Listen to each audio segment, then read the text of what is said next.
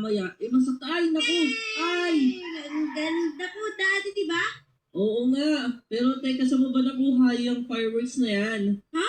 Binigalo niyo po sa akin to. Binili Ay! Ay! regalo. Ay! Ay! Ang ganda. Ay, naku! Ang hirap naman magkaroon ng anak na ganito. Napakakulit. Tapos, hindi lang yon. Kamukha mo ba yung mami mo? Ha? Nasaan si Mami, Daddy? Kailangan ko ng food. Ay, nako, ang sabi nga niya sa'yo, di ba? Pupuntahan niya muna ang mga lolo't lola mo kasi tutulungan niya para makapag-ready sila ng mga kakainin. Ayoko. Dapat kasi kasama natin si Mami dito. Ay, ano ba pwede kong gawin sa'yo?